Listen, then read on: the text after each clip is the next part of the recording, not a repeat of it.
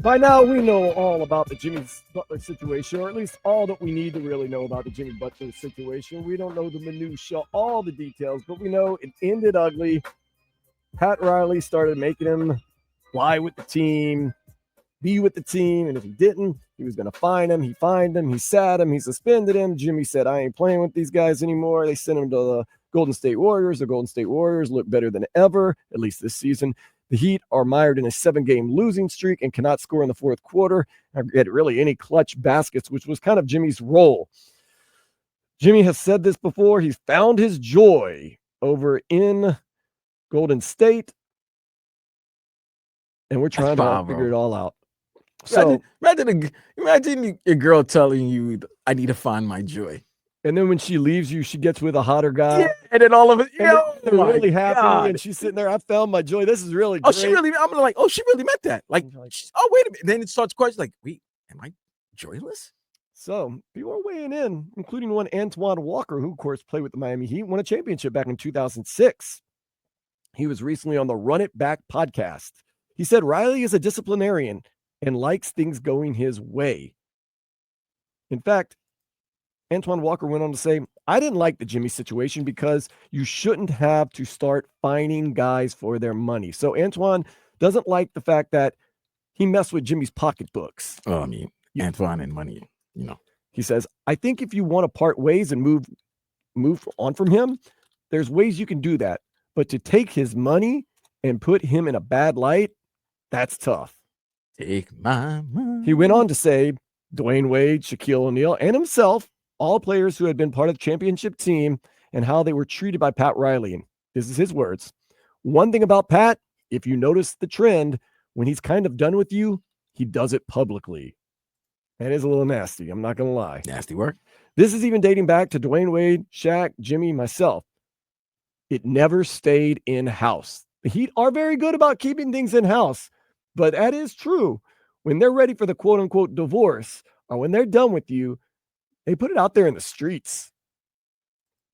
Antoine Walker, not very happy about that. And to be honest, I see where he's coming from. Pat Riley does have a habit of putting it out there. And here's the thing, right? Roz do it, it ends nasty, and then somehow he brings you back into the fort, right? Man, our boy's turning 80 on Thursday, man. So Jimmy Butler is now over there. It may not be time. Over there in Golden State, finding his joy, as they say. Shams Charania, Shams Bombs, he broke the news. Shams Charania. Broke the news that Jimmy Butler wanted out in Miami. Some people didn't believe him, or didn't want to believe him, however you want to look at it. Oh, no. First of all, there was 2 people that believed him immediately. Well, of course. The 2 people that you hear on this show. Yeah. Because I'm like, what was my thinking? He's taking over for Woj. He ain't messing up. You can't mess this up. If this is your first big story, you can't mess it up. And not only did he mess it up and everybody questioned him, he followed it up with breaking the biggest story this season, which made the Jimmy story like kindergarten. Oh, yeah. When he broke Luka and the Luka AD trade. You know who's had a great year this year? Shams.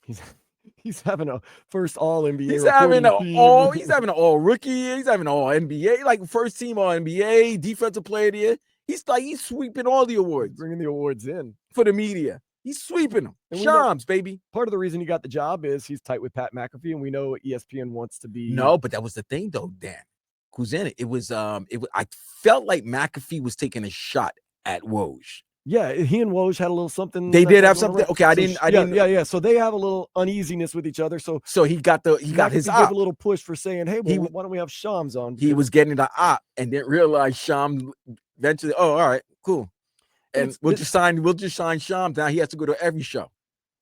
Yeah, which he and Ryan Clark, man, they live at ESPN. Now you got to go to every show. You're not only staying at Mac. If you're saying you're going to go in every show. Have you everywhere. And during the NBA season, don't sleep. And mind you, remember, he was also for, what's that station? DraftKings? Yeah. That's where he was. He was on the Michelle Beadle and that show with Lou Will, Chandler Parsons, and then now he's the guy. But he broke the story. He's broken many stories, but he was right, and everybody was clowning him.